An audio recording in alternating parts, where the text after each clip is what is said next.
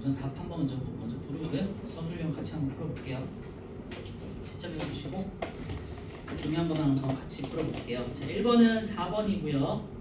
2번은 2번, 3번은 5번, 4번은 5번, 5번에 5번, 6번에 4번, 7번에 2번, 8번에 4번, 9번에 4번, 10번에 2번, 11에 3번, 12에 1번, 13에 3번, 14에 3번, 15에 1번, 15에 1번, 16에 2번, 17에 1번, 18에 3번, 19에 5번, 20에 2번, 21에 5번, 22에 4번, 23에 2번, 24에 2번, 25에 1번, 26에 4번.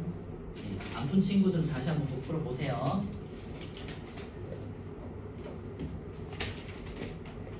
81페이지 먼저 일단 펴보시고요. 81페이지에 있는 서술형하고 실력 탄탄을 한번 풀고 단원 평가 문제 한번 다시 풀어볼게요. 12번 보시면요. 다음은 대륙 이동에 대한 과학자 베게너의 주장을 나타낸 것이다 돼 있고요. 베게너는 이제 대륙 이동설을 주장했었어요, 그죠? 그래서 1번은 대륙 이동설이 되겠죠. 판게아가 오랜 시간에 걸쳐 갈라지고 이동해서 현재와 같은 대륙 분포를 이루게 되었다. 판게아라는 거는 거대 대륙이 되겠고요. 예전에 존재했던 하나의 큰 대륙이었어요. 지금은 이제 여러 5가지, 6가지 대륙으로 흩어져 있잖아요. 거기 예전에는 뭉쳐서 하나로 커다랗게 형성돼 있었다라는 게 이제 대륙 이동설이 되겠어요. 2번은요, 베게너가 제시한 대륙 이동의 증거가 있는데요. 이제 우리는 개념에서 이제 4가지 정도를 배웠었죠. 화석 분포라든지 아니면은 이제 남아메리카 대륙과 아프리카 대륙의 해안선이 잘 들어맞는다든지, 그 다음에 아메리카 대륙과 이제 아프리카, 유럽에 있는 그 산맥의 분포가 연속적이라든지, 아까 전에 말씀드렸던 화석 분포라든지 아니면은 이제 빙하의 흔적 같은 게 있었죠. 남극과 그 다음에 뭐 인도, 그다음에 오스트레일리아 이런 데서 빙하의 흔적들이 비슷하게 이제 관측이 된다는 거죠. 이런 이제 4가지 그 증거들이 있었으니까요. 잘 한번 기억해 두시고, 이런 것들은 이제 시험에도 나오고 이제 수행에서도 많이 다룰 거예요. 13번은요. 판에 해당되는 기호가 돼 있는데요. A부터 보시면 A는 해양 지각이에요. B는 대륙 지각이에요. C가 판이 되겠고요. 판이라는 거는 지각하고 그 멘틀에 있는 상부 부분을 말하는 것이고 단단한 암석 부분을 말하는 거예요. 그래서 이제 C가 되겠다. 판이란 무엇인가? 지각과 멘틀의 윗부분을 포함하는 단단한 암석, 이렇게 이제 암석층 이렇게 정리하시면 되겠죠. 지각과 멘틀의 윗부분을 포함하는 단단한 암석층. 14번은 이제 여러 가지 이제 화산대와 지진대가 나타나 있고요. 판과 판의 경계에서 이렇게 화산대와 지진대가 분포한다는 것은 판이 갈라지거나 부딪히면서 화산과 지진 활동이 일어난다는 거잖아요. 그래서 화산대 및 지진대가 판의 경계와 거의 일치하는 까닭은 돼 있는데요. 판의 경계에서는 판이 계속해서 움직이면서 화산 활동과 지진과 같은 지각 변동이 자주 발생한다. 간단하게 요약하면요, 판의 경계에서는 지각 변동이 자주 일어난다. 이렇게 되겠죠. 판의 경계에서는 화산 활동 및 지진과 같은 지각 변동이 자주 발생하기 때문이다. 이렇게 이제 정리하시면 되겠고요. 자, 1번은 이제 대륙 이동설을 뒷받침하는 증거 4가지 중에서 빙하의 흔적 분포가 나와 있어요. 그래서 남아메리카, 아메리카, 아프리카 이런 것들은 지금 현재는 되게 더운 지역이잖아요. 그런데 고산 지역에서는 그러니까 고산 지역에서 높은 산에서는 빙하의 흔적이 발견된다는 거잖아요. 그리고 당연히 이제 남극 대륙과 유사한 빙하 흔적이 발견되는데 그 말은 뭘까라는 거고요. 1번부터 보시면 같은 종의 화석? 아니죠. 이제 빙하의 지금 흔적을 말하는 거예요. 2번은 적도 부근에 빙하가 존재했다. 빙하만 보면 요거일 것 같지만 요 해석을 보시면요. 적도 부근이 아니라 남극에서 원래는 남극과 남아메리카와 아프리카와 아시아 일부 그리고 오스트레일리아 대륙이 하나의 큰 대륙이었다는 거잖아요. 그러다가 이제 쪼개져서 지금의 이제 적도 부근으로 올라온 거잖아요. 그러니까 예전에는 아래쪽에 있다가 이제 적도 부근으로 올라왔다는 거니까 요거는 조금 이제 문장이 잘못됐죠. 과거에는 적도 부근에 빙하가 존재했던 게 아니라 빙하의 남극 대륙과 이어져 있던 빙하들이 이제 흩어지면서 지금은 이제 적도까지 올라왔다. 뭐 이렇게 이제 해석을 하시면 되겠죠.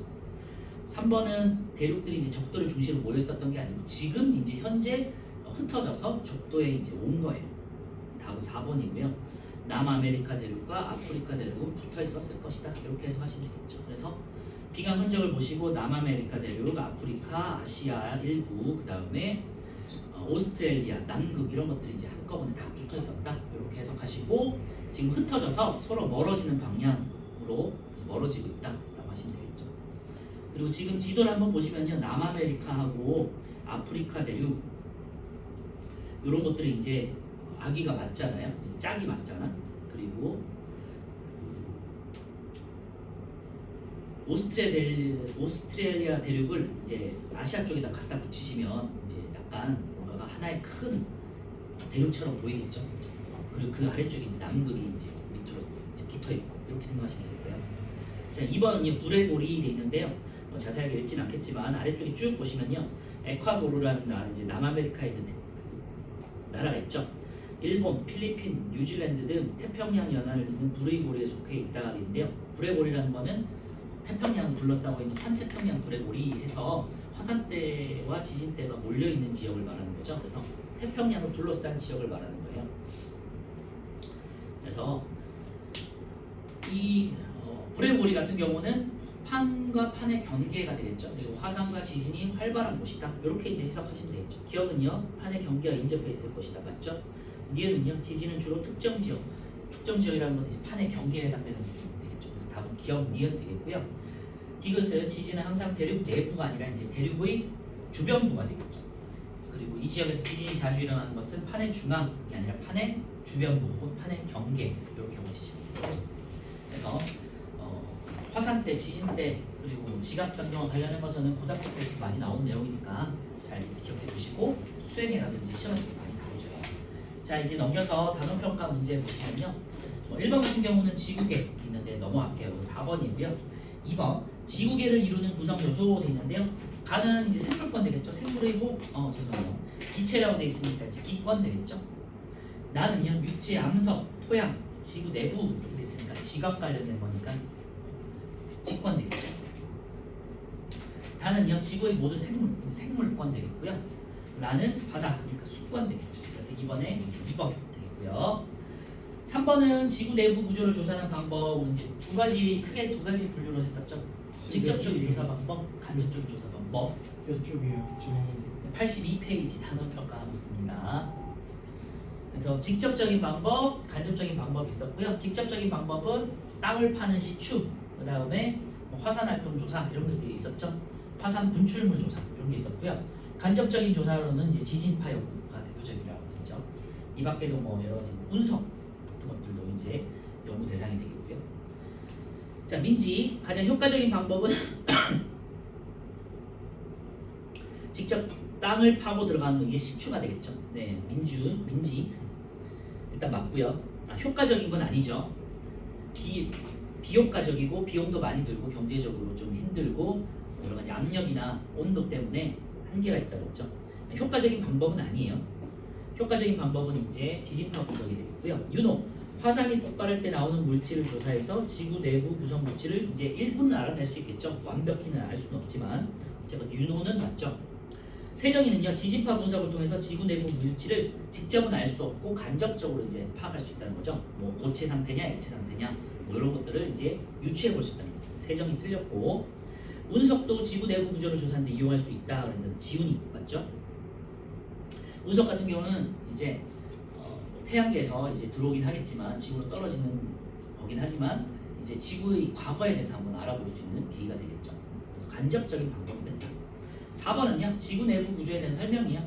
지구 내부는 4개 층으로 이루어졌다고 했죠. 지각, 그리고 멘틀, 외핵, 내핵 이렇게 이상으로 돼 있고 5번에 있는 그림처럼 이제 4개 층으로 이루어져 있어요.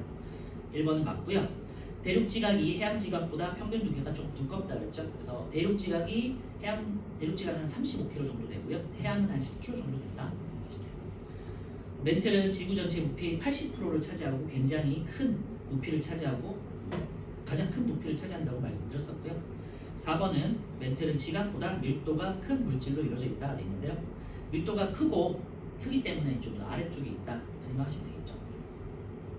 답은 5번이고요. 외핵은 액체 상태, 내핵은 고체 상태. 그래서 지각, 멘틀은 고체 상태, 그리고 외핵은 액체 상태, 내핵은 고체 상태로 되어 있어요. 그래서 외핵만 액체 상태로 존재한다 이렇게 기억해 주시고요. 5번은 A는 지각, B는 멘틀, 그 다음에 C는 외핵, D는 내핵이죠. 온도 압력이 가장 높은 층, 가장 안쪽에 있는 D가 되겠죠. 그래서 내핵이고요. C와 D의 이제 상태 차이는 D가 C, D 둘 다 고온인데 고온의 고압이죠. 그래서 C는 이제 녹아 있는데 D는 이제 더 높은 압력에 의해서 쥐어 짜져 있다라고 생각하시면 돼요. 가장 깊은 곳에서 가장 큰 중력과 여러 가지 수축 작용 등에 의해서 쥐어 짜여진 고체 상태다 이렇게 생각하시면 되겠죠. 6번은요. 이제 A가 이제 대륙 지각, B가 해양 지각, C가 멘틀이 되겠죠. 그리고 멘틀은 고체 상태라고 그랬어요. 이제 유동성 있는 고체 상태 이렇게 생각하시면 되고요.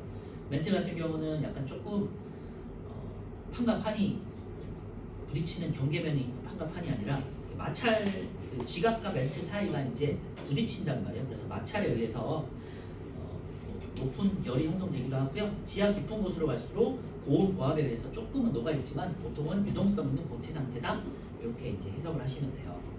다음 6번에 4번이고요. 네, 넘어갈게요. 광물은 이제 암석을 이루는 작은 알갱이 이제 말하는 거고요. 암석의 기본 단위다 이렇게 생각하시면 되겠죠. 답은 2번이네요. 휘석 각성석은 이제 어두운 색이죠. 석영, 장석이 밝은 색이고 장석이 가장 많았죠. 그 다음에 석영 이렇게 있었고요. 흑음모, 휘석, 각성석, 강남석 이 네 가지 광물이 주로 이제 어두운 광물이었죠. 그리고 3번처럼 암석을 이루는 주된 광물을 조암 광물이라고 한다고 그랬고요. 조암 광물 중에서는 장석이 가장 많다고 그랬고요. 광물의 종류와 비율에 따라서 암석의 특징과 뭐 색깔이나 뭐 여러 가지 달라질 수 있다고 그랬죠. 자, 8번은요. 광물을 구별할 때 이용하는 다음 광물 특성을 이제 주로 5가지 배웠어요. 색, 겉보기 색, 그 다음에 가로색인 좋은 색, 그 다음에 단단한 정도의 굵기, 그 다음에 염산 반응, 그 다음에 자성 이렇게 5가지 배웠었고요. 염산 반응은 산과 반응을 해서 이제 보글보글 이제 기체가 발생하는 건 염산 반응. 염산 반응은 그래서 방해석밖에 없다고 그랬죠. 그래서 방해석 같은 경우는 석회암의 주된 광물이 되겠고요. 방해석이 많으면은 이제 묽은 염산과 반응해서 이산화탄소가 기체가 발생한다고 했죠. 그리고 자성 같은 경우는 자철석 하나 있었어요. 자석의 역할을 하는 거. 그래서 자성, 굵기, 조흔색, 염산 반응 요 4가지 되겠죠. 그래서 8번은 4번이고요. 9번은 색은 검은색인데 조흔색이 흰색이에요. 이거 대표적인 건 흑음모였죠. 그래서 A는 흑음모가 되겠네요. B는요. 색깔은 검은색인데 조흔색은 적갈색이야. 이거는 뭐 적철석 이런 게 있었던 것 같은데, 그죠? C는요. 검은색이고 자성이 있네요. 이건 자철석 되겠죠. 그래서 이렇게 찾으시면 되겠고 9번은 4번 되겠죠. A와 C는 이제 자성을 통해서 구분할 수 있다. 10번은요. 석영과 방해석은 겉보기 색은 이제 밝고 투명해요. 그런데 두 광물을 구별할 때 이용할 수 있는 건요. 석영은 굉장히 단단하고 방해석은 굉장히 무르거든요. 그래서 굵기를 이용할 수 있고요. 서로 이제 뭐 긁어보는 거죠. 그리고 하나는 방해석이 있기 때문에 염산 반응을 보시면 되겠죠. 그래서 기억 클립을 댄다. 이건 자성이니까 틀렸고 서로 맞대어 긁었다. 이거 맞겠죠. 니은. 네, 묽은 염산을 떨어뜨리면 거품이 나오는 것은 방해석이라고 그랬죠. 그래서 10번에 2번 해당되겠고요. 11번은요. 암석과 광물을 활용한 예 넘어갈게요. 11번은 3번이고요. 12번은요. A 같은 경우는 화산 폭발에 의해서 바깥에서 식은 거죠. 화산 작용에 의해서 만들어진 암석이고요. B는 지하 깊은 곳에서 만들어진 마그마가 식어서 만들어진 심성암이라고 그랬고요. A, B 모두 화산암, 심성암 모두 화성암의 일종이라고 했어요. 화성암이라는 거는 마그마가 식어서 만들어진 암성이라고 그랬죠. A 같은 경우는 화산암은 빨리 식어서 결정이 작다 그랬죠. 결정이 이제 크게 만들어지는 시간이 부족했기 때문에. 그리고 B 같은 심성암은요, 광물이 마그마가 천천히 식으면서 결정이 크게 형성이 된다고 그랬죠. 그런 특징이 있었어요. 그리고 그 주변에 이제 철이나 마그네슘 같은 물질이 포함되는 여부에 따라서 밝거나 어둡거나가 된다고 했죠. 그래서 금속 성분이 많이 포함되면은 이제 어두워진다고 했고요. 금속 성분이 많이 포함되지 않으면은 이제 석영 장석처럼 밝아진다고 했죠.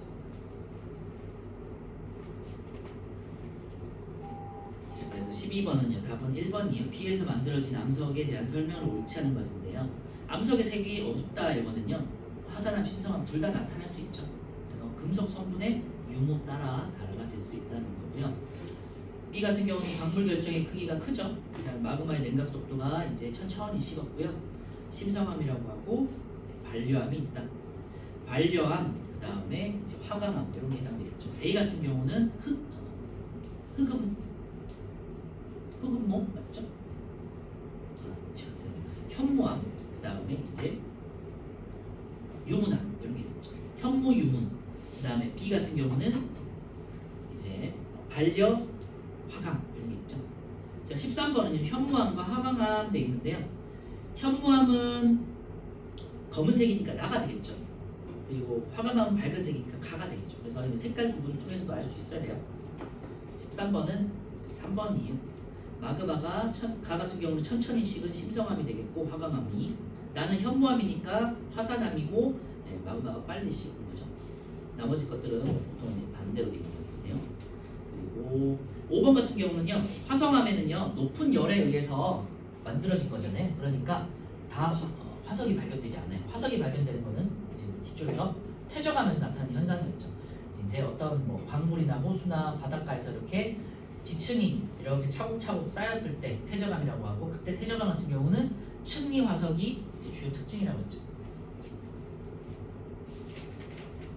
14번을 보시면요 마그마가 지표 근처에서 빨리 식었다. 이거 화산암이고 밝은 색이다가 돼 있으니까 이거는 유문암에 대한 거죠. 14번에 3번 되겠고요. 그래서 암석들 굉장히 많아서 뭐 헷갈리시거나 지금 뭐 기억이 다 또 가물가물하실 텐데 틈틈이 계속해서 보셔야 돼요. 이 내용은 암석들의 특징이 이암, 사암, 여암, 석회암 그리고 퇴적암들이고요. 이암은 진흙, 사암은 모래, 여암은 자갈, 그리고 석회암은 석회 물질, 석회 물질로 된 생물들의 유해가 되겠죠. 그래서 답은 1번이네요. 마그마. 요거는 이제 변성암의 특징이라고 그랬죠. 변성암의 생성 과정이라고 했었고요. 죄송해요. 화성암의 생성 과정이었고 퇴적물의 종류와 알갱이의 크기를 구분할 수 있고 퇴적, 다져짐, 굳어짐 같은 퇴적 작용의 과정을 거치고요. 4번이 이제 화석이 되겠죠. 화석의 흔적이 발견됐고 바다, 강, 호수 뭐 이런 데서 이제 퇴적물이 쌓여서 만들어지는 게 퇴적암이었죠. 16번은요. 화산재는 응회암이라고 그래요. 모래는 사암 2번이네요. 진흙은 이암이고요. 석회 물질은 석회암, 모래, 자갈 이런 것들이 자갈이 들어있으면 이제 여암 되겠죠. 17번은요. 변성암의 특징인데 짧은 수직의 줄무늬 이거 염리라고 했죠. 염리의 생성 과정이다. 1번이네요. 17번에 1번이고요. 넘어갈게요. 18번은요. 이제 화강암 같은 경우는 이제 편마암이 된다고 그랬었고요. 이암은 이제 셰일이 된다고 그랬었고 그 다음에 D 같은 경우는 규암이니까 사암인 거고 석회암 같은 경우도 이제 석회암은 이제 대리암이 된다고 했죠. 그래서 석회암과 대리암 같은 경우는 방해석으로 되어 있기 때문에 전부 묵은 염산과 반응한다라고 했었죠. 18번은요. 변성암은 원래 암석의 종류와 변성 종류에 따라서 분류할 수 있다. A에서는 검고 흰 줄무늬, 편마암 같은 경우는 이제 검고 흰 줄무늬, 편리, 편마 구조 이런 것들이 이제 발견된다고 했죠. B는요. 편마암, 그 다음에 편암. 여기 잘못됐죠? 편암, 편마암이죠. 셰일, 그 다음에 편암, 이암이나 셰일 같은 경우는 편암을 거쳐서 편마암으로 가는 거죠. 그래서 순서가 편암, 편마암이니까 잘 기억해 주세요. B는 편암, C는 편마암, D는 사암이니까 모래로 되어 있는 암석 퇴적암이고요. E에 묽은 염산을 떨어뜨리면 거품이 생긴다. 18번에 3번이고요. 19번은 이제 넘어갈게요. 19번은 5번이고요. 20번은 암석의 순환 과정이에요. 그래서 처음에 이제 마그마가 식어서 화성암이 형성되겠죠. A부터 시작한다고 생각하시면 될 것 같고 그 다음에 화성암이 풍화 침식 작용에 의해서 이제 B를 거치겠죠. 퇴적물이 형성되고 이제 퇴적암이 형성되겠죠. 그래서 다져지고 굳어져서 가가 퇴적암이 되는 거예요. 가가 퇴적암. 그리고 화성암이든 태정암이든 이제 뭐 지하 깊은 곳에서 변성 작용이 일어날 수 있겠죠. 그래서 C는 이제 변성 작용을 거쳐가지고 열과 압력 등에 의한 변성 작용이 되고 변성암이 되겠죠. 그리고 또 변성암이 지하 깊은 곳에서 또 녹아서 마그마가 되는 암석의 순환을 보여준다. 자, A는요. 암석이 열과 압력을 받는 과정이다. 근데 오늘 이제 C로 고치시면 되겠죠. 20번은 1번은 C라고 하시면 되겠고요. B가 이제 풍화 침식이니까 맞네요. 20번에 2번이 답이고 C 과정에 의해서 만들어진 건 변성암이죠. 그리고 가에는 편마암이 포함된다 그랬는데요. 또 태저암이니까 편마암은 이제 변성암에 해당되겠죠. 암석의 수장 과정은 A, B, C 순서로 항상 일어나는 건 아니고요, 그죠? 이제 일반적인 과정을 보여주시는 거고, 그다음에 갑자기 이제 변성암이 퇴적될 수도 있고요, 풍화 침식에 의해서. 그다음에 화성암이 바로 또 이제 변성암이 될 수도 있는 거고, 그래서 항상 이렇게 순환 거주를 거치는 건 아니다. 21번은 풍화 작용이 예를 내는 것이다 돼 있고요. 자, 21번은 가는 물이 암석을 녹이는 작용이다. 근데 녹이는 게 아니라 이제 얼었다가 녹았다 하면서 이제 부서지는 걸 말하는 거죠. 물리적 작용을 말하는 거고요. 나는요, 이제 압력에 의해서 이제 갈라지는 거죠. 그래서 압력이 줄어들면서 이제 암석들이 압력이 이제 막 크게 누르다가 압력이 작아지면서 압력이 감소되면서 이제 박리 작용으로 이제 얇게 부서진다고 했죠. 압력이 작아져서 암석이 부서지는 작용이다. 다는 이제 물에 녹은 석회 물질에 의해서 이제 석회 녹물을 형성하는 종류석, 석유, 석순, 석주 이런 것들 형성하는 과정이죠. 4번은요, 가와 나에 의해서 암석의 표면적이 커지는 거죠. 작아지니까. 부서지면 이제 암석의 표면적이 커지는 거죠. 5번이네요. 가와 다는 물에 의한 풍화 작용이다. 가는 이제 물이 얼었다, 녹았다면 생기는 거고, 다는 이제 물이 이제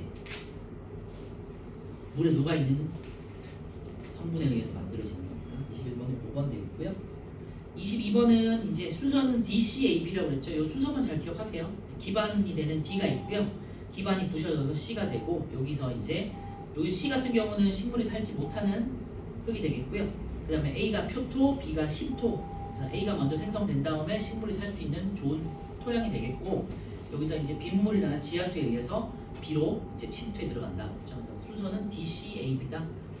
순서만 잘 기억하세요. 22번에 4번, 23번은 2번 넘어가고요. 24번 이제 베게너의 대륙 이동설이에요. 1번은 맞죠. 현재는 대륙이 이동하고 있지 않다가 아니고요. 현재도 이제 뭐 1년에 매년 한 수센치씩 이제 이동하고 있대요. 거의 이제 눈에 띄지 않게 한 1, 2cm씩 이렇게 이동하고 있다고 합니다. 24번에 이제 2번이 틀렸고요. 마주보는 대륙의 해안선이 잘 들어맞고 화석이 같은 종류가 발견되고 이런 것들은 이제 증거가 된다고 그랬고요. 대륙이 이동하는 원동력을 그 당시에는 밝히지 못했었고요. 이후에 이제 여러 과학자들이 판 구조론으로 판이 이제 이동하는 것이다. 멘틀 대륙에 의해서 이동한다라고 이제 주장하면서 현재는 대륙 이동설을 이제 받아들이고 있는 거죠. 25번은요, 판의 이동돼 있는데요. 판이 이동하는 속도는 모두 다르죠. 그 다음에 오랜 시간에 걸쳐 천천히 이동하는 거니까 답은 25번에 1번 되겠죠. 그리고 여러 개의 판이 서로 다른 방향으로 이동하니까 뭐 부딪히기도 하고요. 이제 멀어지기도 하고 이렇게 다 된다고 했고요. 멘틀 움직임에 따라서 판이 이동하는 거고, 판의 이동으로 인해서 대륙 분포가 달라졌죠. 자, 26번은 아까도 봤으니까요. 답은 4번이에요. 갈게요. 자, 서술형 한번 정리해 보면요. 액체 상태로 추정되는 곳이 있는데 C가 되겠고요. C는 외핵이죠. 바깥에 있는 핵, 그래서 외핵. 지구 내부 구조를 효과적으로 조사할 수 있는 방법은 이제 지진파 조사라고 그랬죠. 지진파 분석. 28번은요. 흑음목, 적철석, 자철석을 구별할 수 있는 특성 돼 있는데요. 자석을 이용하면 되겠죠. 죄송해요. 한 번에 색을 보려면 이제 조흔색을 보면 되겠네요. 가루색인 조흔색. 그리고 흑음목은 조흔색이 흰색. 그리고 적철석은 적갈색. 그 다음에 자철석은 검은색이었죠. 조흔색을 이용하고요. 흑음목은 흰색, 적철석은 적갈색, 자철석은 검은색. 29번은요. 퇴적함에 줄무늬가 나타나는 까닥 돼 있는데 이런 이제 줄무늬를 층리라고 한다고 했고요. 퇴적물이니까 차곡차곡 쌓이잖아요. 그래서 정리하면요. 퇴적물이 쌓일 때 종류가 다른 퇴적물이 번갈아 쌓이기 때문이다. 이렇게 정리하시면 되겠죠. 퇴적물이 쌓일 때 종류가 다른 퇴적물이 번갈아 쌓이기 때문이다. 30번은요. 화산암과 심성암으로 분류하시오 돼 있는데요. 화산암은 현무, 유문 이렇게 되겠고요. 현무암, 유문암이 화산암.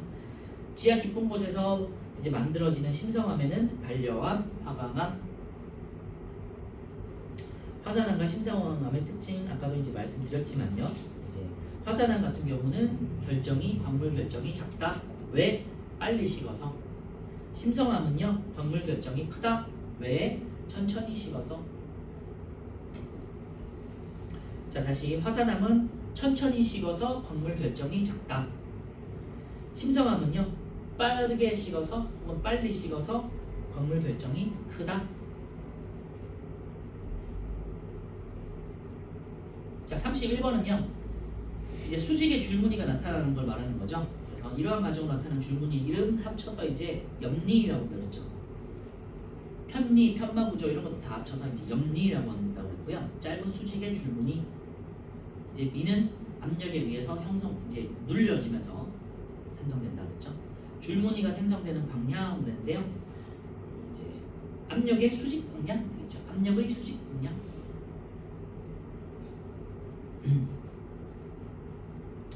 자, 32번 암석이 풍화작용을 받아서 붉게 변한 거다 돼 있는데요. 붉게 변하는 건 산소와 철이 만나서 산화철이 형성되기 때문이라고 했죠. 그래서 1번은 산소 때문이에요. 산소. 크게 말한다면 공기 이렇게 말하셔도 되고요. 공기나 산소가 되겠죠. 암석의 성분이 변하는 풍화작용의 두 가지 돼 있는데요. 화학적인 이제 풍화를 찾으시면 되겠죠. 그래서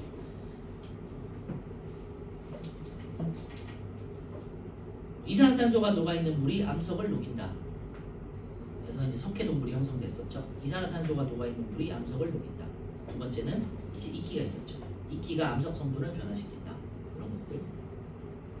이끼가 암석 성분을 변화시킨다. 그 다음에 이산화탄소가 녹아있는 물이 암석을 녹인다.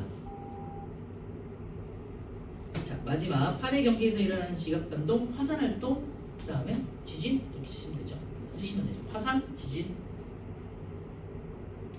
화산 때와 지진 때의 분포와 원인 아까 말했지만 이제 판과 판의 경계에서 화산 활동과 지진이 자주 일어난다. 이렇게 이제 다시 정리하시면 되겠죠. 화산 활동과 지진과 같은 지각 변동은 판의 경계에서 자주 일어난다.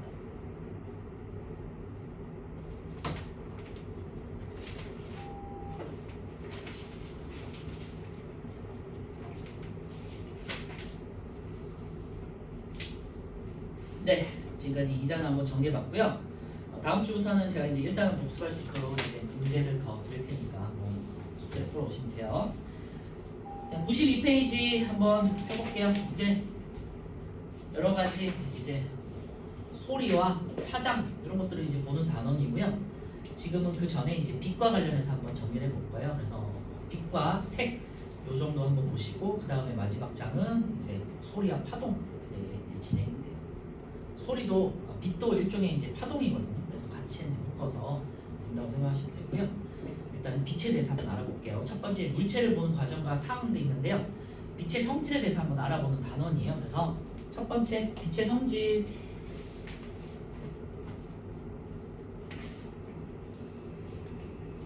이 단원에서는 빛의 성질에 대해서 세 가지를 배울 거거든요. 빛은 직진한다. 두 번째, 빛은 반사한다. 세 번째, 빛은 굴절된다.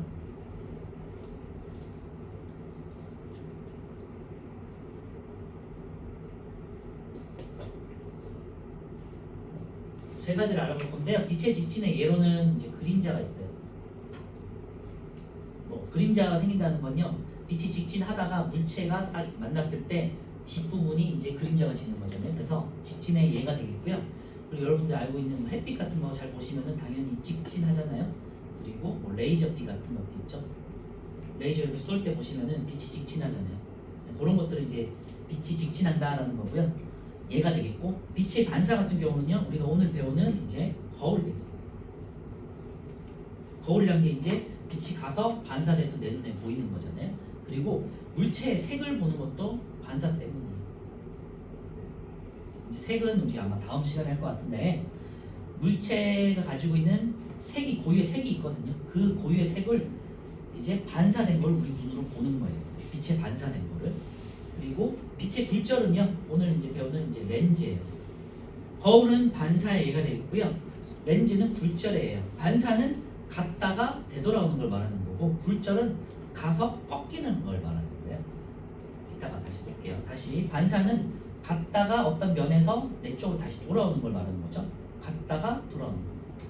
뭐 이렇게 누구누구에 대해서 욕을 했을 때 반사하면은 이제 너한테 욕하는 뭐 그런 거잖아요. 그래서 왔다가 갔다가 다시 나한테 돌아오는 거. 이게 반사가 되겠고요. 굴절은 가서 꺾이는 걸 말한다. 알겠죠?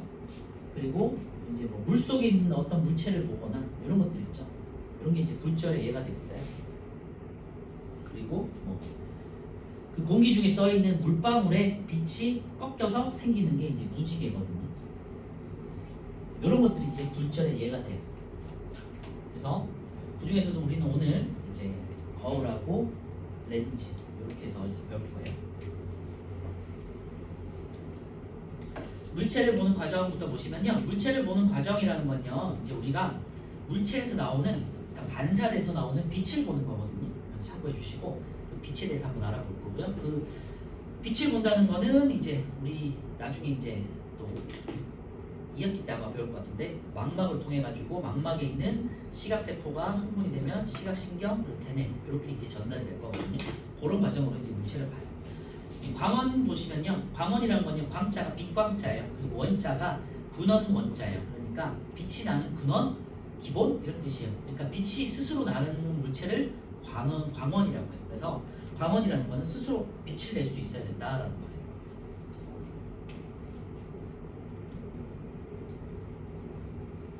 광원은 스스로 빛을 내는 걸 말하는 거고요.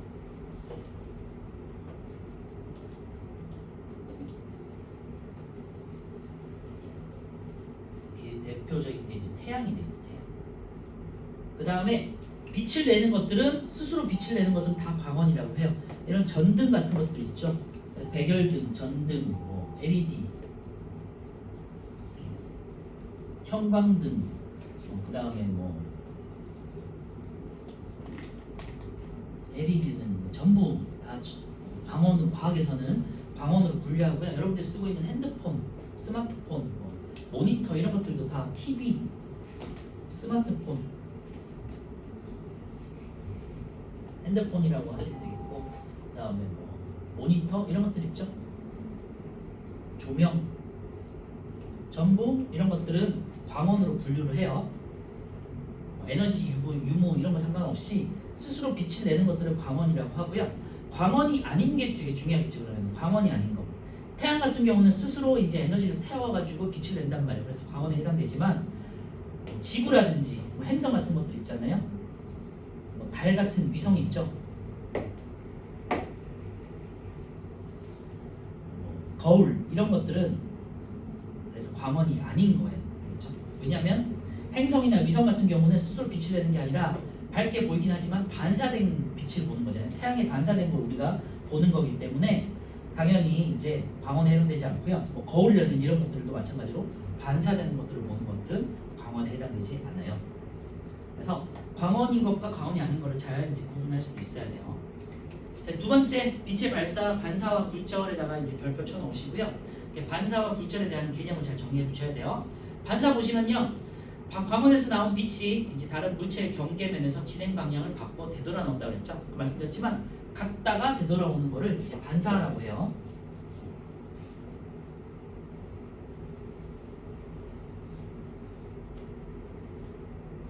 그래서 성질이 다른 두 물질이 있을 때 이렇게 경계면이 생기거든요. 그래서 경계면이 있는데 거울을 생각해 보시면 돼요.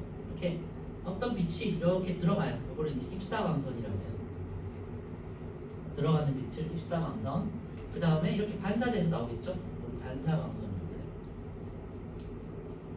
그래서 어떤 빛이 경계면을 경계로 갔다가 되돌아오는 거를 반사라고 해요. 근데 이제 굴절이라는 건 가서 뚫고 들어가는 걸 말하는 거예요. 지금 이건 반사.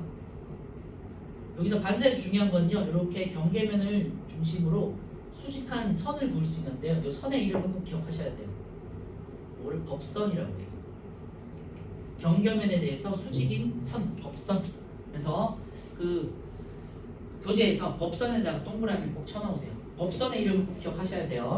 경계면에 대해서 수직인 직선, 법선이라고 합니다. 수직인 선, 법선. 이 법선을 경계로 해서 입사광선과 반사광선이 이루는 각이 있거든요. 요 각.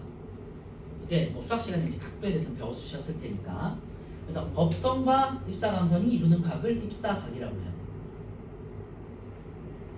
그리고 법선과 방사광선이 이루는 각을 반사각이라고 해요.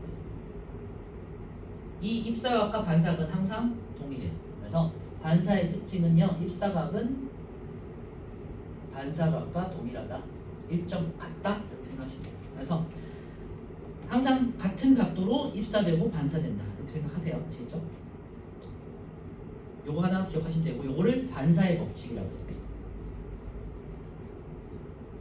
반사각의 법칙, 반사 법칙.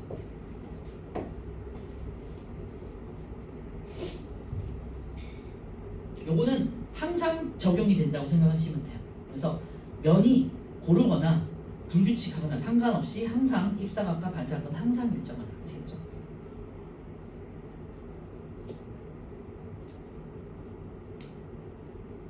그래서 다시 정리하면요, 경계면을 기준으로 수직인 선을 법선이라고 하고요, 법선과 입사된 빛 혹은 광선이 이루는 각을 입사각, 그 다음에 반사돼서 나가는 거를 반사광선이라고 하는데, 이 입사각과 반사각은 항상 동일하다. 헷갈리시는 거를, 여기가 입사각인데 여기를 이제 입사각, 경계면과 이루는 각을 입사각으로 생각하는 경우가 있는데, 이제 실수로 여기가 아니고요, 여기 법선과 이루는 각을 입사각이라고 해요. 알겠죠? 그래서 요거 잘 기억해 주시고요. 그래서 요 보시면요, 경계면을 경계로 입사광선과 반사면이 어떻게 돼 있어요? 항상 같은 면이죠. 입사각과 입사광선과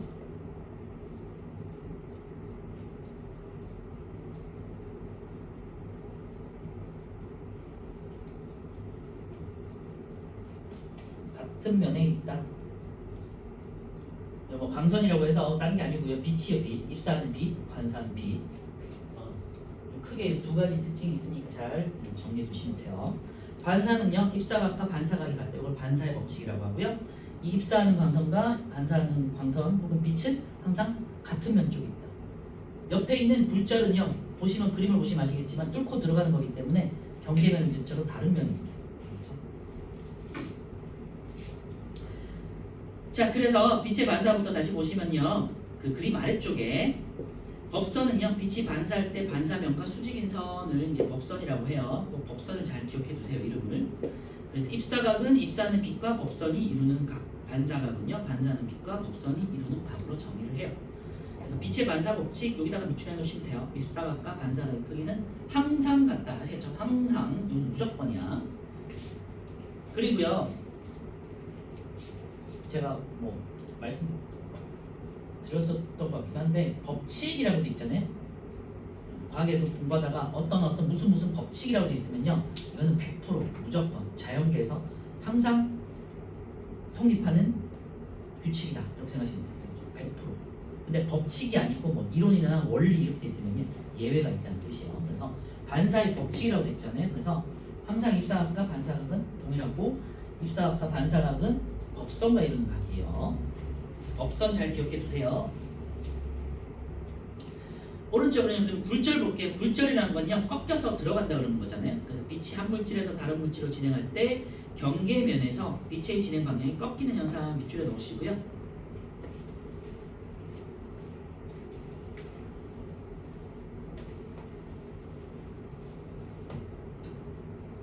법선은 항상 존재해요.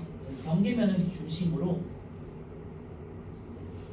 이번에는 공기와 물이라고 생각하시면 성질이 다른 두 물질 사이에 이제 경계면이 있을 거 아니에요? 우리도 그냥 눈으로 봤을 때 공기하고 물 사이에 경계면이 있잖아요, 그죠?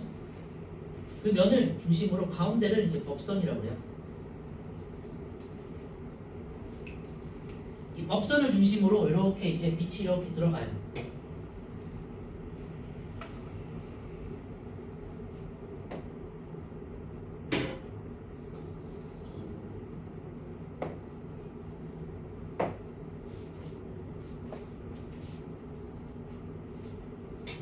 그리고 이렇게 이제 꺾여요. 요 사이 법선과 입사하는 빛 사이를 각을 여기가 입사각이라고 되죠. 입사각. 항상 법선과 이루는 각이에요. 이쪽이 아니야. 경계면이 아니야. 법선과 이루는 각을 입사각이라고 하고요. 마찬가지로 법선과 이루는 각을 이번에는 굴절각이라고 해요. 보시면 어때요? 경계면을 기준으로 다른 면이 있죠. 첫 번째 입사각과 굴절각은 다르다. 왜냐하면 물질의 옆에다가 이것만 좀 추가해 주세요. 물질에 따라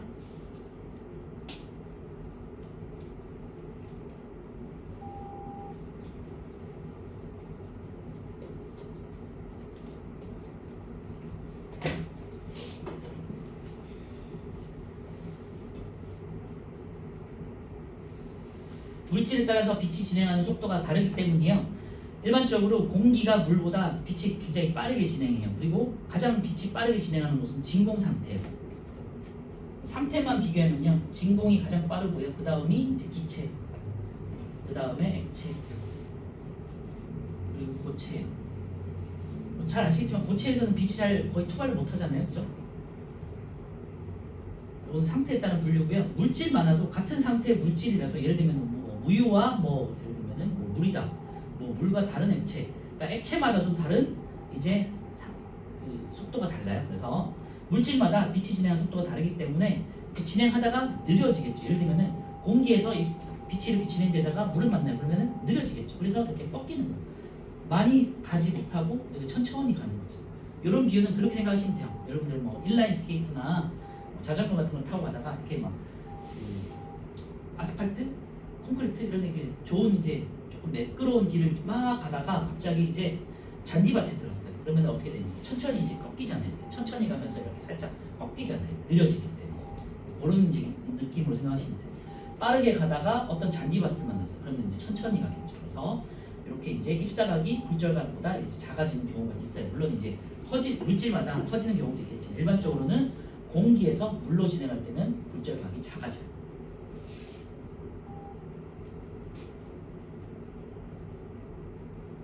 그래서 입사각과 굴절각은 다를 수 있는데요. 물질에 따라 빛이 진행하는 속도가 다르기 때문이다. 이렇게 이제 정리해 주시면 되겠고요. 아까 전에 말씀드렸지만 이제 입사광선과 아까 전에 반사 같은 경우는 입사광선과 반사광선이 같은 면에 있었잖아요. 입사광선과 이번에는 굴절광선은요 다른 면에 있어요. 다른 면.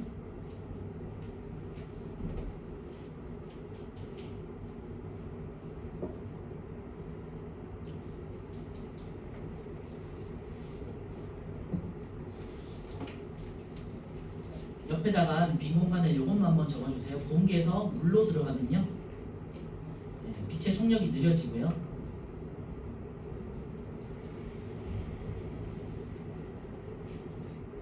그리고 법선에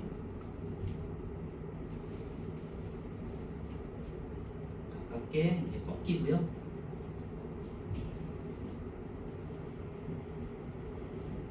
그 다음에 이제 입사각이 굴절각보다 굴절각이 작아져요.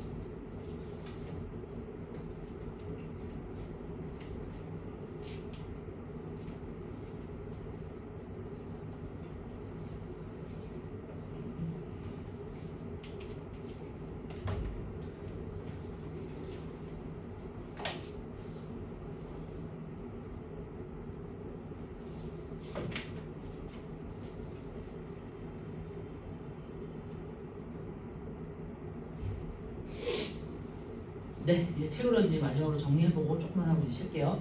빛의 굴절 다시 정리하면요. 경계면에서 빛의 진행 방향이 경계면을 기준으로 빛의 진행 방향이 이렇게 꺾여서 들어가는 걸 굴절이라고 한다. 반사는 튕겨서 나오는 거고 굴절은 뚫고 들어가는데 꺾여서 들어가는 걸 말하는 거예요. 그래서 이제 밑에 있는 이제 보시면요. 법선을 기준으로 입사각보다 이제 공기에서 물로 들어가니까 굴절각이 확실히 작아졌죠, 그죠? 그래서 굴절각에 동그라미 쳐 넣으세요. 용어만 들어가는 건 다 입사각이고요. 반사 같은 경우는 반사각이라고 하고 굴절 같은 경우는 굴절각이라고 해요. 법선 입사각, 굴절각 넘어가고요. 입사각과 굴절각의 관계를 보시면요. 빛이 굴절할 때 입사각이 커질수록 굴절각도 커진다. 여기다 이제 빗줄해 놓으세요. 뭐 별게 아니고요. 여기가 만약에 입사광선이 이렇게 커져요. 이렇게 입사광선이 커진다는 거는 법선을 기준으로 이렇게 왼쪽으로 간다는 뜻이잖아요. 그럼 얘도 이렇게 굴절각도 더 커질 수 있다는 뜻이에요. 반대로 입사각이 작아지면 굴절각도 작아져요. 그래서 밑줄만 해놓으세요. 빛이 굴절할 때 입사각이 커지면 굴절각도 커진다. 반대로는요. 입사각이 작아지면 굴절각도 작아진다. 이렇게 되겠고요. 이 경계면에서 굴절각이 작아지거나 굴절각이 달라지는 이유는요. 경계면에서의 그 속력이 달라지기 때문이다. 물질마다 속력이 달라지기 때문이다. 빛이 진행하는 속력이 달라지기 때문이다. 이렇게 이제 생각해 주시면 돼요. 자, 마지막으로 이제 물체를 보는 과정만 하고 이제 좀 쉴게요. 물체를 보는 건요. 우리가 빛을 보는 거예요. 직접적으로 보느냐 간접적으로 보느냐 그 차이만 있는 거예요. 그래서 물체를 보기 위해서는 빛이 있어야 하고요. 빛이 우리 눈에 들어와야 된다. 자, 첫 번째 광원을 본데 광원이라는 거는 스스로 빛을 내는 물체잖아요. 그럼 스스로 비는 물체는 우리 눈으로 빛이 직접 들어오겠죠. 예를 들면 여기 위에 있는 뭐 형광등 아니면 LED 이런 것들은요. 내 눈으로 빛이 이렇게 직접 들어와요. 그래서 오른쪽에 그림을 보시면요. 빛 같은 경우는요. 내 눈에 이제 직접 들어오는 여기는 뭐 직접 들어오는 그림은 안 나와 있지만 반사되는 부분 나와 있네요. 그리고 물체를 볼 때는요. 광원에서 나온 빛이 물체의 표면에서 반사돼서 내 눈에 들어오는 겁니다. 예를 들면은 내가 이렇게 눈이 있어요. 이렇게 눈이 있어. 좀 이상하지만 여기 태양이 있어요. 태양빛은 내 눈에 직접 들어와요. 직접 들어오. 광원은. 그리고 내가 이제 뭐 어떤 물체를 봐요.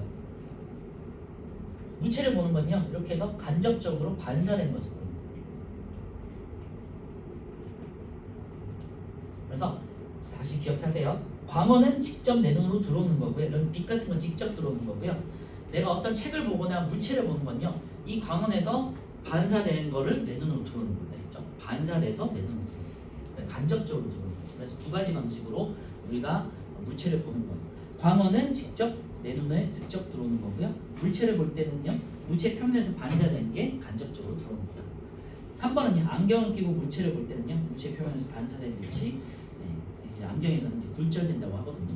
굴절되어서 우리 눈에 들어온다. 이렇게만 이제 기억해 주시면 되겠고요.